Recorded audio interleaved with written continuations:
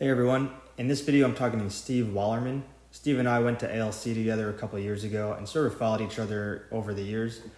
We're going to talk about his experience as a firearms instructor and whether pistols are relevant, especially in the mountains. I don't think it's talked about at the individual level as often as it should. I wouldn't want units to issue them out and soldiers to carry them just because they exist. So hopefully this gives you, the listener, a little bit more insight and some stuff to think about. If you haven't already, listen to the series primer that I will post before this where I talk about why I'm doing these talks. I think it's a great thing to continue our outdoor education, and I also hope to learn as I do this series. All right, I'll pass it over to Steve. Yeah, well, I'd say that's definitely a worthy goal, if you will. I would agree with you that there's certainly a lack of, as you put it, continuing education, whether it be whatever the subject matter is. You know, the Army is very, or I would say the military as a whole, in my experience, is very check the box in nature. You know, your example, you go to mountain warfare, well, now you're mountain qualified, and that's that. So you go on and you're the expert for all things mountain 5 years later. So that's definitely a giant gap in capabilities of the force as a whole, I'd say. Right. Okay, so starting off, can you give me a brief description of your military shooting career? Yeah, sure thing. So it started when I joined the National Guard as a regular infantryman, went through OSA down at Fort Benning, and did the normal basic training shooting, which you put so aptly when you come out and you think you're good at these things and you know nothing. And then from there, I spent 2 years in the line company. I think 2 years, a couple years in the line company. And then I got into my battalion sniper section. I played with the long guns there. I spent like 5-ish years in the section in total.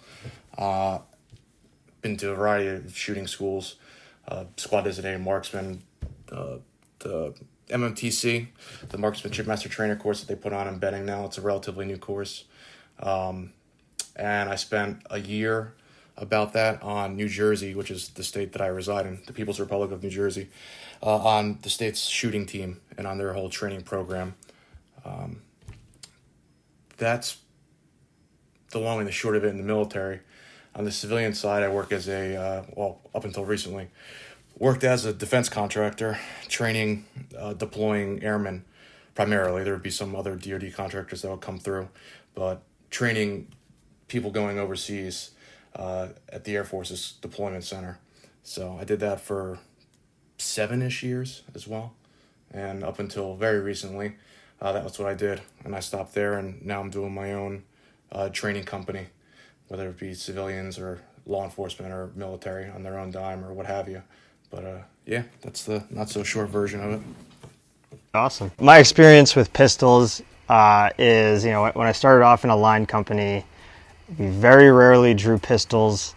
We would just roll around with our M4s. The only people that really drew pistols were our machine gunners, and that was the older, the M9 Berettas, and they would have it on these ridiculously low drop legs. And it would be, machine gunners are always like the biggest, heaviest guys, right? So they just lanyard getting caught on every little tree branch. And then I'd say a couple of years ago, a lot of things changed when we got the M17.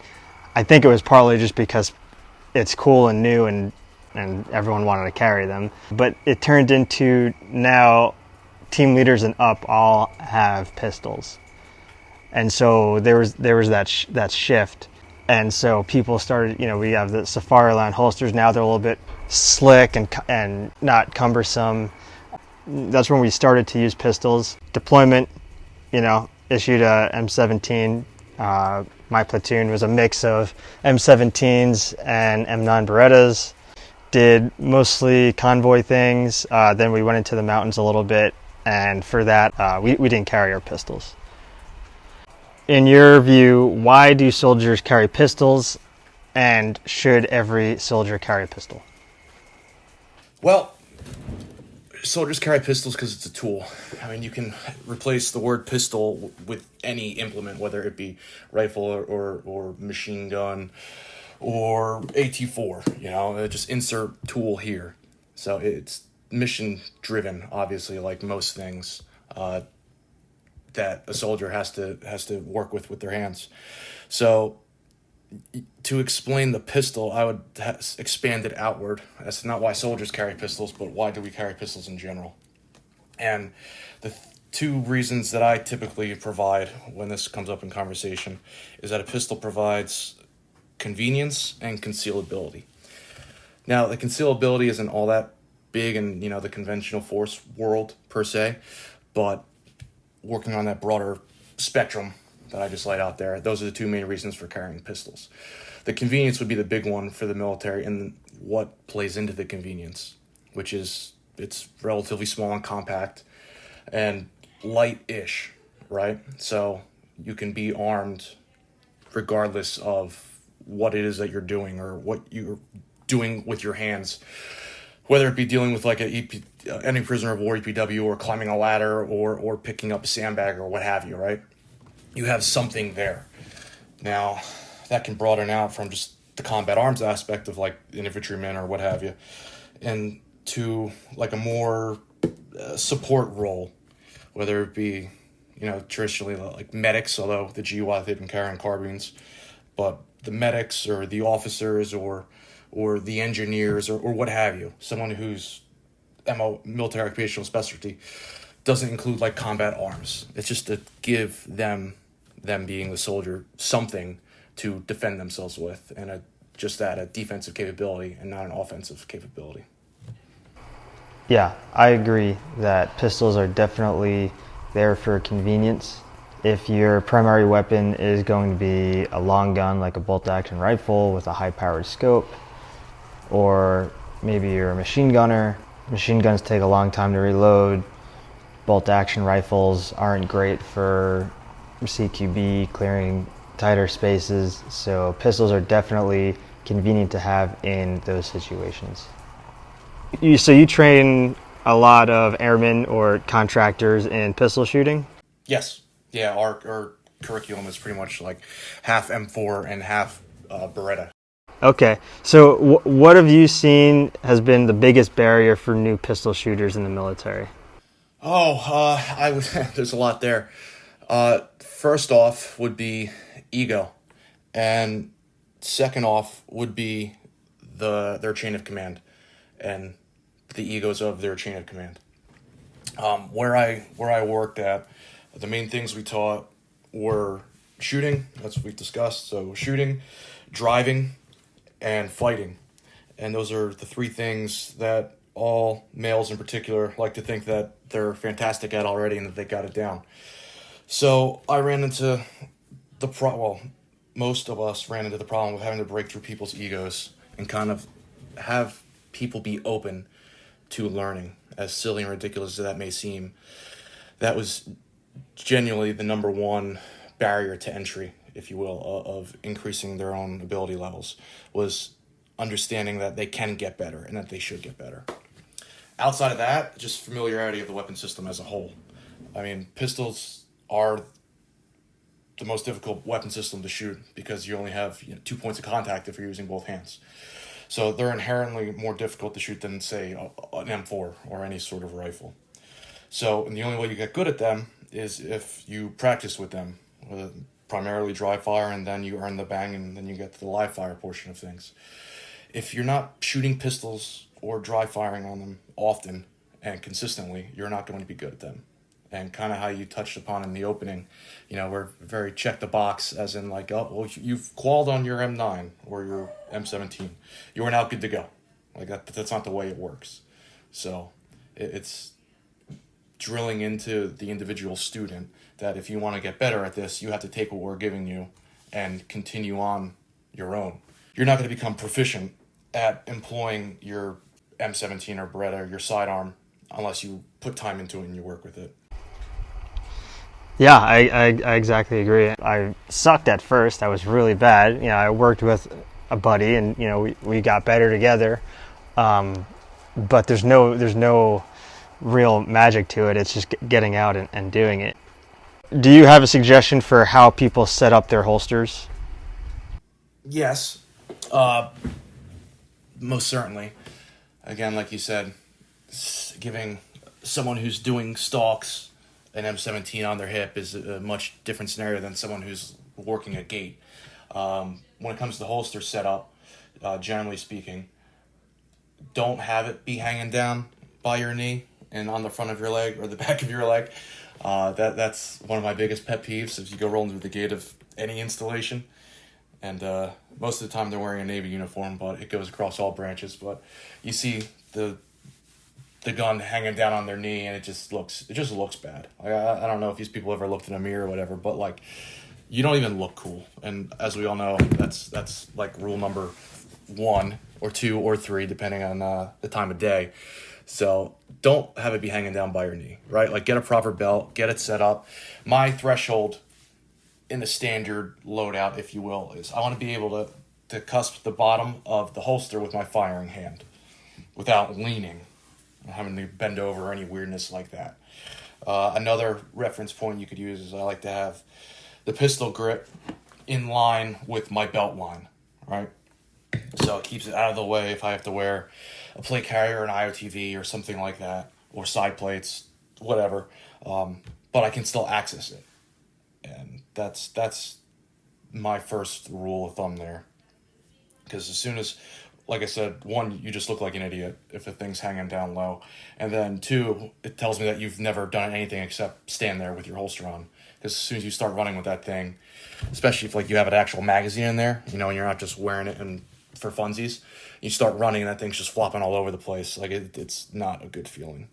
So have everything tightened down, nice and secure, and reachable and usable, I'd say, would be the starting point there. Red dots versus no red dots. Red dots are superior. Like, that's plain and simple. I mean, and you can use the analogy or the comparison, if you will, of a red dot on a rifle as opposed to iron sights on a rifle. I mean, we're in the wave now. I mean, it's kind of crashing at this point, but pretty much everyone you talk to will admit that their M68 TCO, the red dot on their rifle, is better than their iron sights. You remember not too long ago to where there were the old dinosaurs that were like the diehard iron sight guys, right? I mean, obviously they've been phased out by now, but now it's the same crowd, just different generation of red dot sights on pistols. Now, that doesn't make them perfect, obviously. The biggest drawback to most red dots that are on the market now are the fact that they're open emitter optics. And for concealed carry, like it's not all that big a deal because your gun is just that, it's concealed under at least one layer. So the optic is protected from the elements.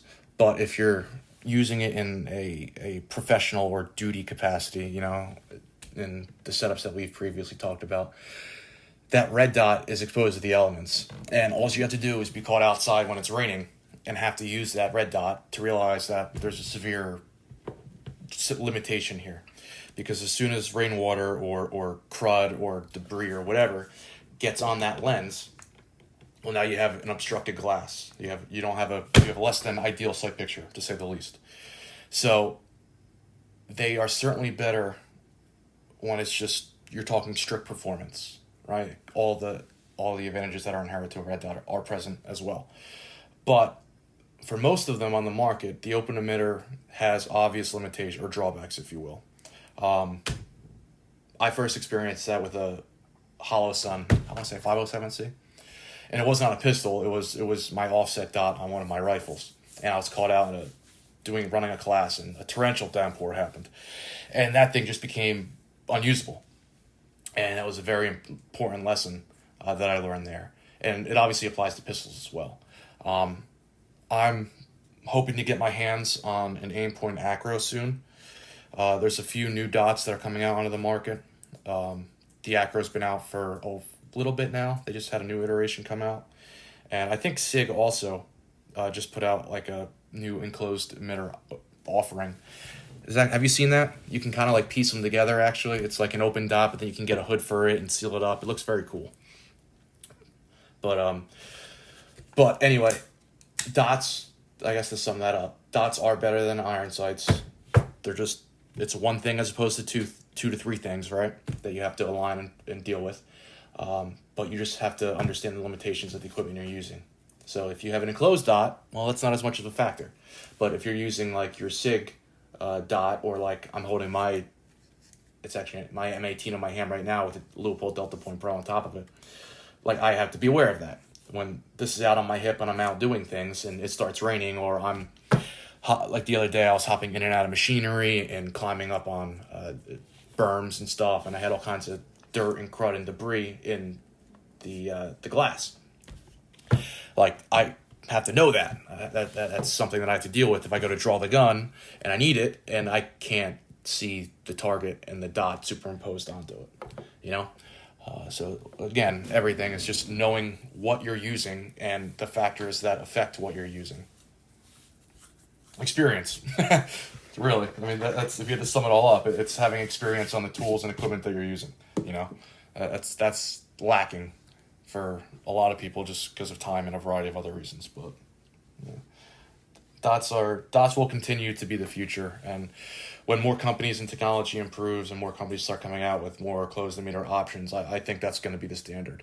Just the way red dots are on rifles now, they'll be ubiquitous on pistols as well. That's my prediction. Night vision, right?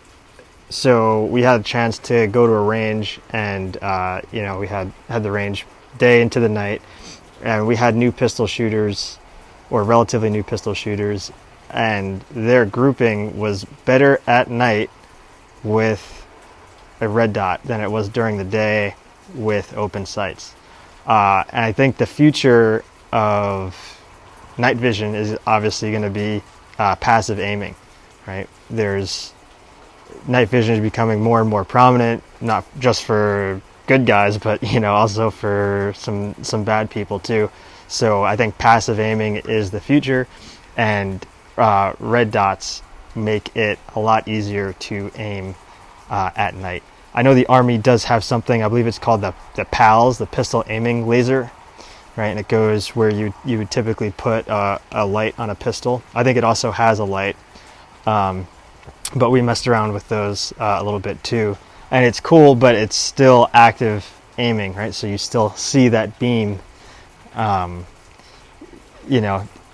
coming from the shooter. So red dots, obviously all you see is the muzzle flash really at night. So I think that's something else to consider depending on your context, what you're doing. No, you're absolutely right with that. I mean, again, the theme of this conversation is context is king. The way I did it was I have the 320 compact, and then from SIG I bought a slide Romeo 1 combo, and so now I have both. I can run the red dot with co-witness sights, and then I can run just open sights. I made a post not too long ago about this on my Instagram, as to what gun I had on my side when I was out at my range, just doing like maintenance, like moving dirt around, weed whacking, and I just wanted a pistol on me again, going back to that convenience aspect of the handgun. And I started out with my SIG 320, well M18, what have you, with my Delta Point on it and a Kydex holster from T-Rex Arms, and that was just getting beat up.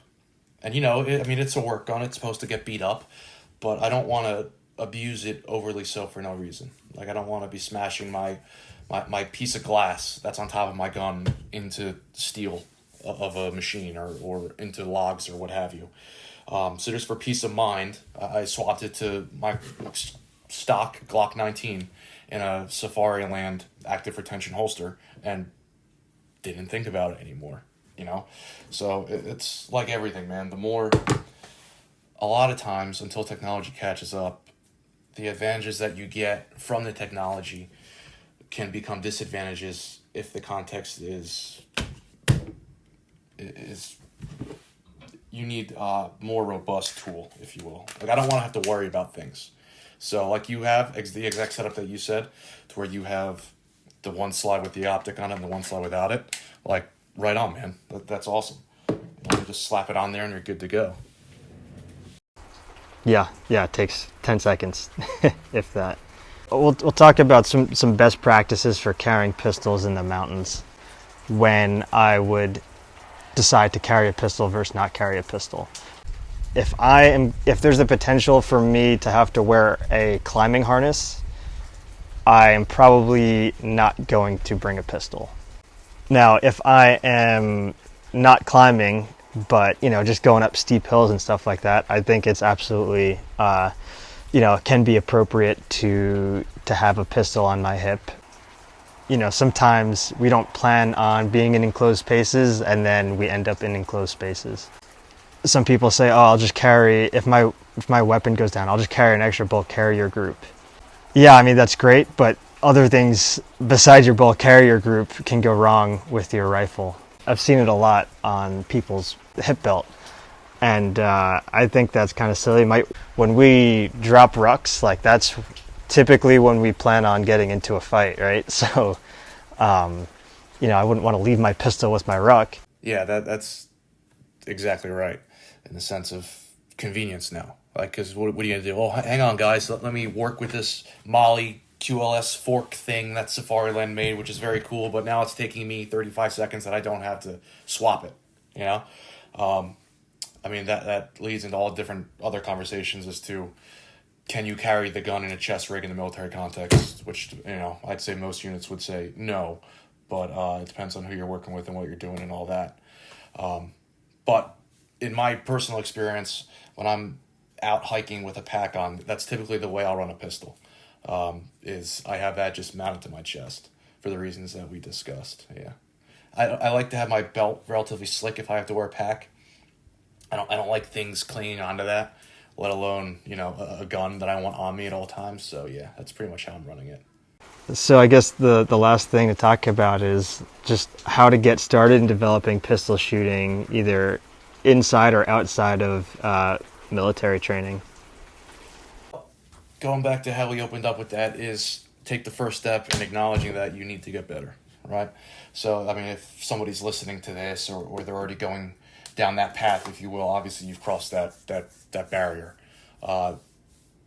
That's the biggest one for people. And then from there, once you've swallowed that pill, dry fire and consistent. Let me back up and say be consistent with whatever you end up doing, because consistency is king. That's what you have to do. There's a lot of good references. I mean, we live in a wonderful age to where the interwebs is a real thing. Just make sure you're going to reputable sources, whether that be on the civilian side in the competition world or on the military side with prior service guys or what have you. If you want specifics, you can check out the Army's Pistol TC, their training circular, which is updated in 2017. Have you got hands on that? Have you been able to check through that? Yeah, because they came out with pistol and they came out with carbine also. Mm-hmm. Yeah, those are legit. I mean, obviously it's not all encapsulating, but it is an easy reference to get started with, because that's aimed at your baseline average soldier who knows very little, they know weapon safety essentially. So if you want to get started, that's a great spot, and that is TC 3-23.35. I got it right in front of me here. So I mean that's a great source. A book that I just picked up, which I'm one of my 35 pages into it, and highly, highly, highly recommend, is called Practical Shooting Training. Let me say it again, Practical Shooting Training. And that's put together by Ben Stoger and Joel Park. They're two very prominent competition shooters, USPSA shooters, I believe. And this book is the Bible for pistol shooting. Again, I'm only 35 pages in, so take that for what it's worth. But you take those two pieces there, combine that with some good YouTube videos start with those people, and you're set, man. Consistent dry fire practice. That's the way you're gonna do it. And you go out and you shoot once a week if possible, or once a month, whatever you can manage. But make sure that you're paying attention to what you're doing. Like, I like writing it down. in a notebook or what have you, and being very aware of just what it is that you're working on. Have intent behind every bullet you shoot. Don't just like empty a magazine into a berm, something like that. But be very aware of what you're doing uh, consciously with everything, and take note of that. Because when you can self-assess and figure out that, hey, I'm doing X and I should be doing Y, that's when you start to see leaps and bounds of improvement. And that's, like everything, that happens quickly when you first get into it. And those light bulb moments are harder to work for over time and harder to get, but it's definitely worth it. If you're on the path of improvement there, it's a fun one. Just gotta stick with it. Of course, you could always say, yeah, you have to push your chain of command, to try and prioritize pistol shooting. But, they have a ton of other priorities that everybody else is pulling them in every which direction. Like we have to make pistol shooting a priority. We have to make, rifle marksmanship a priority. We need to make long range shooting a priority, right? So understand that just because you think it's a priority, it's not always going to be viewed as a priority to people that can actually affect change. What I did was I brought, those little laser cartridges, right? So yeah, we bring them to drill, during a remain overnight. Everyone's got to be there anyway, right? So, you just bring one out and start at a couple of yards away, and just we had drawing competitions, who could draw and shoot the fastest, right? There's apps out there that'll give you a beep, and then will tell you where you shot. You aim the camera at what you're shooting at, and it picks up the laser, and so it gives you pretty accurate shot timer. So yeah, competitions like that, putting cards up on the wall, right? So now, someone says, Queen of Hearts. Now you actually have to play a mental game of, oh, there's the Queen of Hearts, and draw and shoot. And it also gives people a chance to see, like, oh, how's your holster set up? Oh, what magazine pouch is that? Like, oh, this guy's super quick. What is he doing that I'm not doing? So I think that a big part, especially in the guard where you're together for such a short amount of time, is finding ways to make things fun.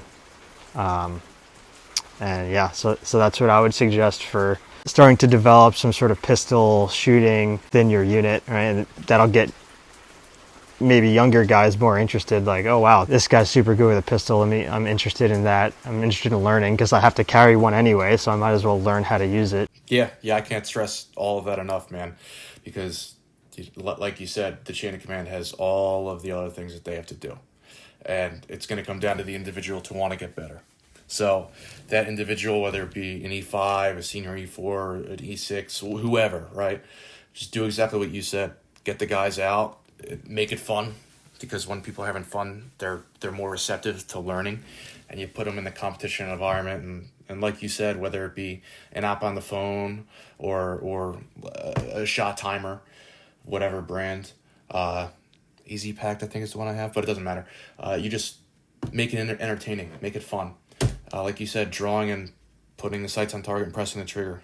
I mean, that's it. And just from that act alone, well, now you've taught a couple junior guys something, or maybe 2 things or 3 things or what have you. So now, as they grow, obviously they'll be teaching more people, because the Army, in large part, it's starting from a next to zero, like a little bit better than zero experience, especially in the branches that didn't really have pistols, man. So to be doing that is that's the team leader, man. I mean, that's that E5 that takes the initiative and does exactly what you just described. And eventually, hopefully, that'll permeate through the ranks over time, and you'll get somewhat decent level of performance when it comes to pistol shooting. But yeah, dude, it comes down to that driven individual who wants to drag other people along with them and get better. Nice. So yeah, we'll wrap it up. Say the name of your again and how to find you. Yeah, my company is called Combatant Training Group, and you can find me at my website, which is combatanttraininggroup.com. I'm on Instagram of combatant_training_group, and you can find me there as well. So those are the 2 ways to reach out to me. Cool. All right. Thanks a lot.